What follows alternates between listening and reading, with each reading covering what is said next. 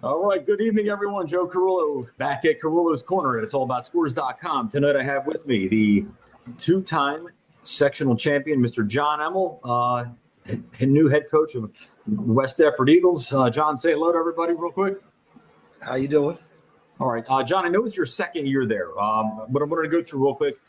How was that? I know you went 5-5 last year. Tell me about some of the adjustments, some differences between Pensgrove and West Deptford. For those who don't know, John won the sectional title back in 2018 and 19 at Pensgrove. Yeah, I had a pretty good run there from 17 to 21. Had one of the best teams in Group 1 every year. I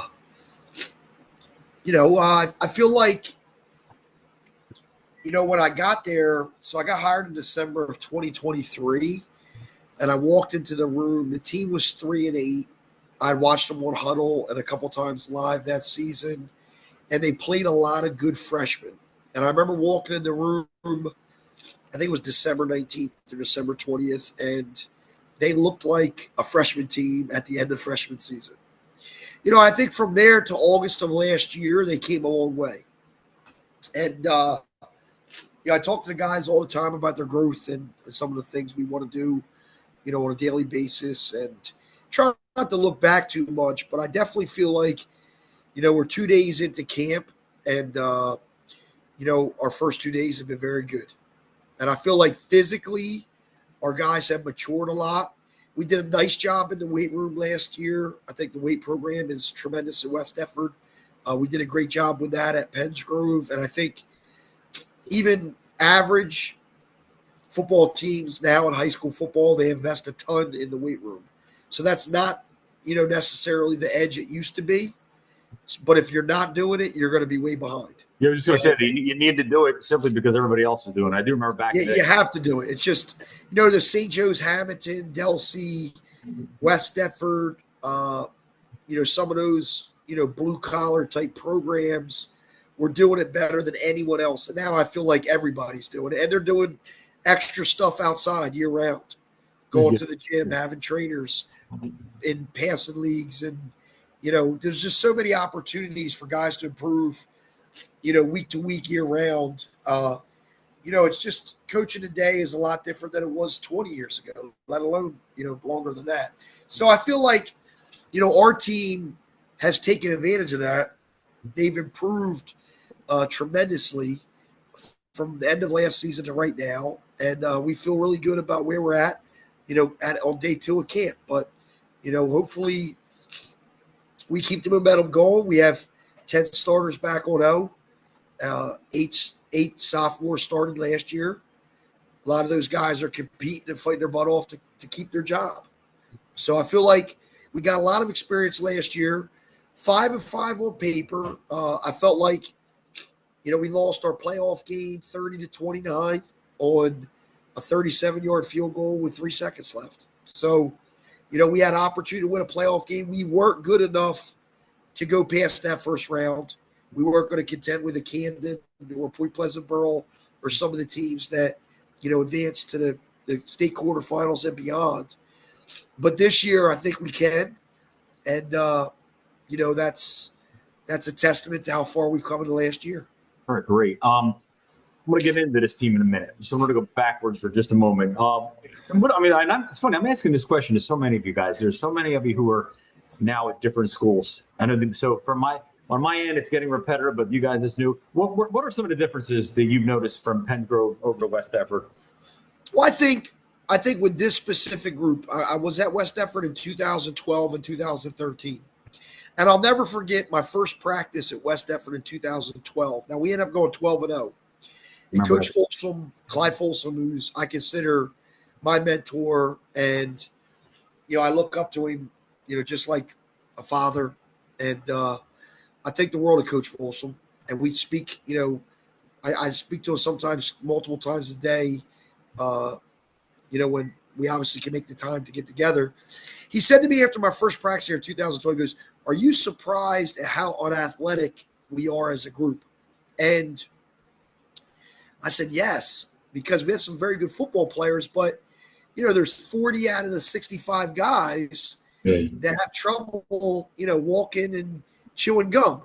the old adage, Yeah, yeah. So, I think the past year plus that's changed a little bit. This is a really athletic group I have, but that's what we've tried to do is, we did a good job last year. We've done, I think, a better job this year of trying to get our guys to move and be more athletic. And, I think Coach Folsom is, I don't know any coaches better than him in South Jersey. But he said that to me. So I say that. I think like the overall athleticism of some of the kids I coached in Pensgrove, they were a little more fluid in their movement, a little more natural. Right. I think 1 through 20, the best 20 guys on a given year on a good football team are as good as the best 20 guys anywhere. Yeah. You've seen so many good like St. Joe's Hamilton teams, and they weren't always deep, but 1 through 20 they could play with anybody. And I think my best teams at Pensgrove were very much 1 through 20, like my teams are here now. Obviously, coaching in a smaller school, we had anywhere from 35 to 50 guys on the roster. And at West Deptford, where football is very important, it's a football town. We're the fourth smallest. We're the fourth smallest group too. So we're only at 568 right now for 3 grades. At Pensgrove, we're at like 481. They're the biggest group 1. Right. But I think our participation numbers are very good. So if you go 5, if you say we have, 700 kids in the school, we have 350 boys, we have 65, 70 guys playing football. So 25% of the boys at West Deptford play football. Yeah, like it's a football thing. That's great. It's a great there's great participation, and there's great love of the sport and support of the program. And that's not something that I built. That's something that started in 1991 with Coach Folsom. And I think if you look at the history of all the athletics at West Deptford, whether it's the girls' sports with field hockey or, whatever, or the boys' sports with baseball and wrestling and, pretty much everything with the exception of basketball, where they probably only had a little bit of individual success, boys soccer even, it's a really great place to be a student athlete. I think Pensgrove were really good at football, basketball, and track. But, outside of that, we struggle to, even compete at the JV level, but obviously we're talking about Group 1 sports. And there's some other schools that are very much like that right now. I think last year Paulsboro had put out a stat in 2023 where none of the fall sports had won a game. Football ended up 1-8 that year, or 1-7, and that was so odd. And like every other. So I just think at the smaller schools, it's hard to be good at a lot of things. And at football, at West Deptford, there's a lot of support of the football program, and there's a lot of success with all the athletic teams. Right. I'm going to get to this year's team in a minute. Before that, I'm going to go back to what you were saying. And here's another question I've been asking a lot of you, new coaches and new teams. Term I use, the echoes. You've heard about these teams of the past. They won. I think Coach Folsom won maybe 7 sectional championships. There's a ton of them. He won 7. I think he was in 14 finals. Yeah. So from 02, and you think about coached a long time, and Bishop Eustace, he won state South Jersey parochial titles, whatever you want to call them. They've changed the name. He had them in the 80s, but from 02 when he went to the first championship at West Deptford, from 02 to 17. So we're talking 16 years. He played in 14 finals. It's amazing. So he was 7-7 in the finals, but off the top of my head, they didn't go to the finals, and because I'm pretty good with the numbers, you know that. Yeah. They didn't go to the finals in 13. My second year, we got upset, and we were 21-1 during my tenure there as assistant. And they didn't go to the finals in 13. They didn't go to the finals in 05. That's when Cordell Young was a senior, and they had at one point like a 30-game win. They won in 07. I remember that. They won in 07. They lost the finals to Delsey in 08. Yeah, and 10. I think they lost in the semifinals in 09. So in a 17-year stretch, 17-year stretch, they went to the finals 14 out of 17 years. Yeah, and that leads me to my question. So how does that affect you? The pressure's on you, obviously, to bring those days back. How are you dealing with that? What's your approach? Because I know, we don't win or lose games because of anybody that's not on the field right now. So I don't say pressure. I say excitement. Good. No, it's good. There's excitement because we have good players, and we feel like we're going to be competitive. Last year, we had 5 losses by a combined 30 points. 4 to 5 losses was by 12 total points. And we're playing the same schedule. So if we can be a little bit better or a lot better, we'll have an opportunity to win every week. And we want to win. And if we do those things, if we do the little things, then we'll be there at the end of the season, and we'll look back and we'll go, hey man, we had a really good year, and we think that's on the table. Yeah, I'm going to get to your schedule in a minute. Just tell me about your team a little bit this year. Any standout players, anybody we should be watching, what we can expect. What your goals are realistically. Where do you like a lot of times, I remember the Atlantic City Press would do a preview and they would label a team, rebuilding, contender, or favorite. Where do you see this team? And tell me a little bit about them. I think we're a contender. I think when you start with the favorites, you start with the teams that won stuff last year. Right. So in our division, we finished third in our division. We lost a close game to Camden Catholic, who was 9-2. We had 3 or 4 turnovers in the game, but we were in the game, and we lost to Paulsboro in overtime, who's our rival, and they were 8-3. Yeah. And so those guys are the favorites in the division if you want to go by last year, and we're a contender. We bring back. We graduated a couple seniors, a few seniors that contributed meaningful minutes as starters, and we bring a 10 back on that averaged 32 points a game. So we're contenders. We're going to contend and compete with whoever we play. And if we stay healthy and we do the right things, we'll be there at the end. I think, when you look at Group 2, you got Camden, you have Point Pleasant Borough, you have Rumson. Haddonfield, made it around further than us, and they bring a lot of guys back. Coach Delano always does a tremendous job. So I think outside of those 4, we're right there with, and sorry if I miss anybody, Willingboro. Yeah. Some great teams in Group 2. I know all these guys really well. Coaches. Yeah, Willingboro has been. It's funny. They've been probably one of the best teams year in year out in these last 5 years, and they don't get as much press or attention as a lot of people. Well, Coach Everett left last year, and Coach Scott went there, who did a great job at Winslow. Yeah, got the rebuild going, and had them in the COVID finals, number 2 team in South Jersey or number 3 team in South Jersey in 2020. So he got that going, and he's at Willingboro. They're good. They made the second round last year, lost to Camden. Yeah, and their Camden's very good. So I'd say these are all really good programs that we're going to hopefully be able to compete with at the end of the season. All right, awesome. Getting to your schedule, I noticed you do have one game different. You're not playing Manchester this year at the Battle of the Beach, where someone to get there. You're opening up against Kip from Camden. They're a new program, but I think they really took off last year. They had a winning record by a few games. What do you know about their team coming up this year? We're kind of still in the dark with them. They're kind of new. I think we built a pretty good relationship with them. The last 2 years, they've been in our passing league. I know they're coached pretty well. So they were in there last year in 2024. Now they were in again this summer. It's just so hard to come to an agreement with a team for a game, and there's so many variables.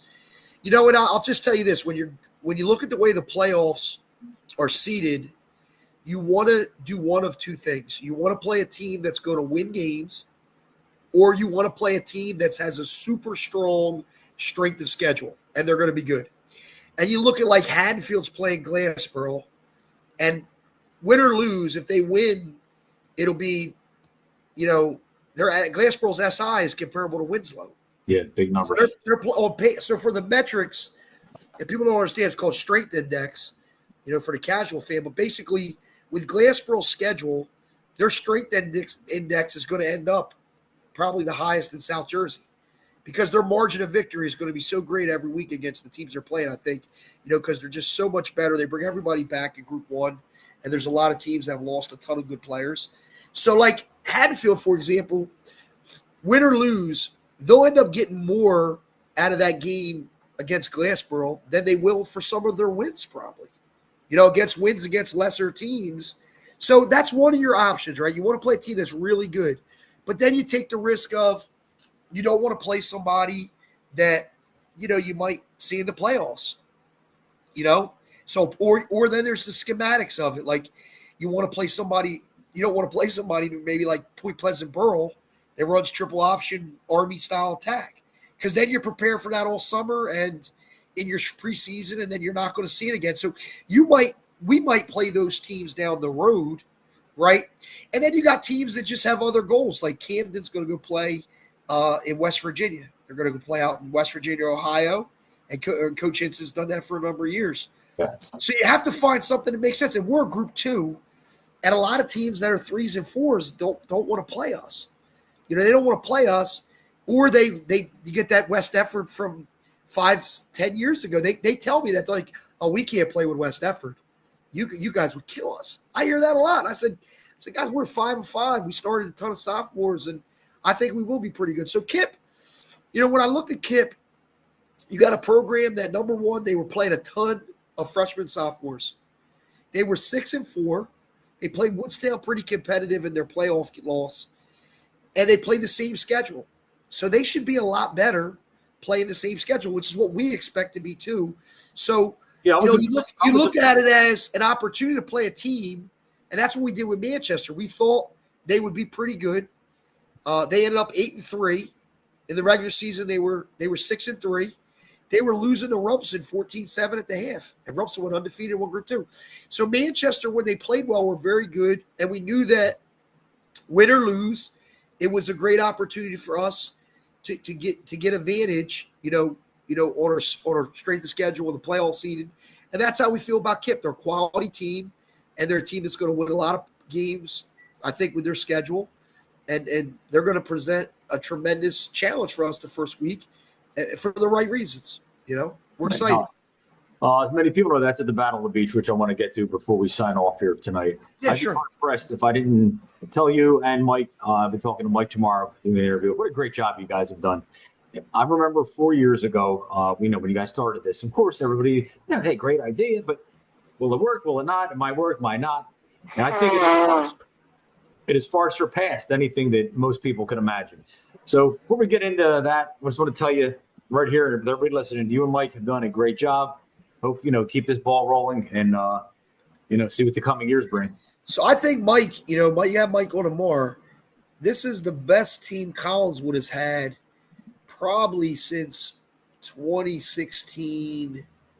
They're really good. We game scrimmaged them when I was at Pennsgrove in 2015 and 2016, and they were pretty good both years. And this is the best team they've had in a while. He brings a lot of guys back. They have a really strong coaching staff. Brian Leary's over there, former head coach at Highland. Yeah. So, I mean, not to preview Collinswood, but I think I'll get him tomorrow. That's a team that's going to be really good this year. Mike's got those guys. I mean, he put it on his Facebook. It was the best summer since he's been the head coach, and I agree with that. It's the best Collinswood team I've seen. And since I was coaching at Pennsgrove, and we were scrimmaging them, 8, 9 years. I don't want to do too much in there. I'm going to let Mike speak. Let's talk about my team real quick, because you asked me about my team, and I didn't get into it. I got into the schedule. But I think West Deptford Eagles this year.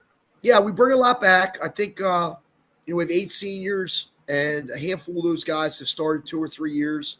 Brady Cobb has started the last 2 years. A quarterback, Sal Fife, and Chris Dunn have started the last 2 years on the offensive line. It's our center and our right guard. Sal was all-touchdown club selection last year. Chris Dunn is just a gritty, tough kid, probably one of the most mature kids on the team. So those 3 guys bring a lot of experience. And then there's guys that emerged for us. Last year, Bryce Wynn, he was kind of our 4th back last year, really productive. He'd get 4 to 6 carries a game and average, 5 to 10 yards a carry on a given game. He was like a change of pace power back. He's, 6'1", 196. He was limited a little bit during the summer, just trying to stay healthy for camp, but he's ready to go. He had a great year last year as a junior, and he played super well at the end of the year. He was our breakout defensive player of the year. And then, you got guys from a skill position standpoint. I think our team's as strong as any team I've been around that I've coached. Not necessarily the experience because they're still young, but we have a wideout, 6'3", 210, Michael Joseph. He's an FBS Power 4 prospect with his size. He started for us last year at wideout. He had 6 touchdown catches, maybe 30 catches as a sophomore. Did a tremendous job. He went from 185 to 210 the offseason, kept his athleticism and speed. Our backs, Zamir Davis, he can play halfback, can play fullback. He played last year at about 181. He's up to 193, 194. He had 15 touchdowns for us. He was our team MVP as a sophomore. Cole Paskowitz is the other halfback, dynamic, probably the most, fastest kid on the team. He had 1,000 all-purpose yards last year as a sophomore, 10 touchdowns. Had 2 touchdowns in our playoff game to Manchester, had a 50-yard touchdown run. Had the 97-yard touchdown catch at the Battle of the Beach. He's a big play machine. He was our Ironman champion, which is like our decathlon weight room combination. He's 181 pounds. He plays halfback, and he lifted 1,250 pounds this year.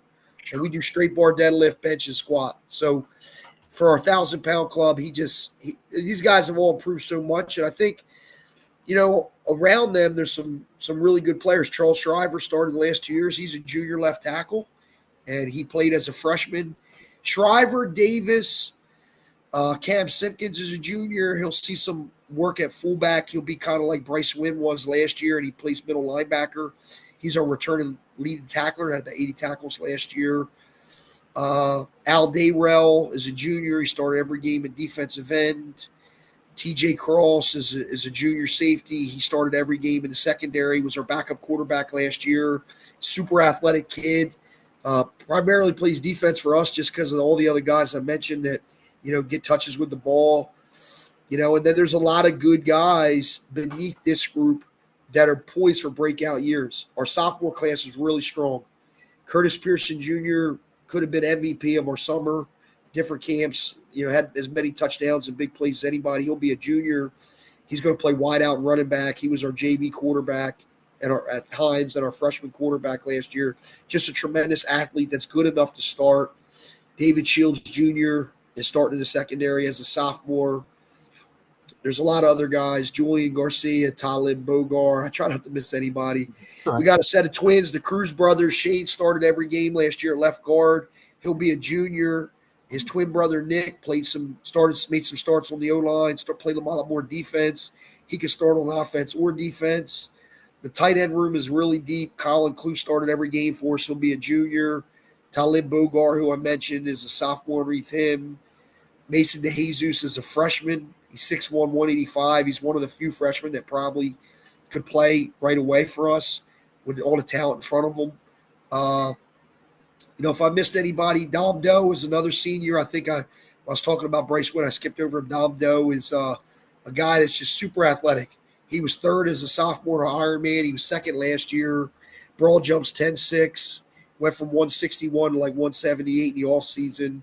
So our guys have put a ton of time in, man. We started 2 weeks after the season, and from the week after Thanksgiving, or maybe it was the week before, I don't remember, I think I missed one day. I have 3 days a week, and there's a couple players that didn't miss one day. They were there on one of the days I couldn't make it. So we put a tremendous amount of time into preparation for this season, and we're excited. There's a lot of, like I said, there's a lot of young guys. I mean, the starting quarterback at Woodbury last year, Tim Holmes Jr., he came back to West Deptford. He's our kid. He was in the choice program where they started for Woodbury every game at quarterback. And now he's back with us, giving us depth at that position. He's going to compete with Brady, at camp. And he just brings a different element with some of his size, his speed, his ability to run the ball. So there's just so many guys. If I missed anybody, I apologize. It's 9:30 at night, and I'm doing my best. We practice early in the morning, so I'll be at the school at 6 a.m. And we're gonna try to rattle off names. Right. But I think it starts in the weight room for us. It started with the preparation in the off season, and we bring a lot of guys back on paper, but that doesn't give you any wins or guarantees. So we're just working hard to try to have a successful season. Terrific. Well, we're gonna let you go get some much needed rest. I want to thank you for coming on the show. It sounds to me that West Deptford football will again be relevant this year. You asked me what's a successful season. I want to win the division. Okay. That means we avenge the losses we had last year. Right. I want to win the division. If we win the division, we'll be able to compete in the playoffs. And I feel like if we, I don't want to sell us short. If somebody said to me, "Hey, coach, we'll send you to sectional finals right now." Now I want to play it out. I think this group's got a lot of potential. I think if we stay healthy, we can make some noise. I don't think, we're going to get to be a top 10 team in South Jersey, but also I think so highly of so many other teams. But I think we could get to the point where we're in the conversation. And if we're one of the best teams in Group 2 at the end of the year, then and people are talking about us, then we had a good year. So well, maybe we'll have you back on the show in November when we do the playoff previews and compare some notes. Yeah, I want to be focused on winning games, not doing shows. But thank you for all your coverage over the years. You do a tremendous job with your highlight tapes and everything else, and you're a true fan of football in South Jersey. And there's guys like you that make this a special place to play and coach. I want to thank you for that, everything you do. I appreciate that. Yes, sir. A lot of work in, as you know, and I appreciate that. Anyway, Joe Carullo again at Carullo's Corner at it'sallaboutScores.com. Guys, see you tomorrow night. We have Coach McKeon from Collingswood coming up, Coach Hinson from Camden, amongst others, in the next couple of days. John, thanks again for coming on the show, and we'll be talking to you soon. Thank you very much.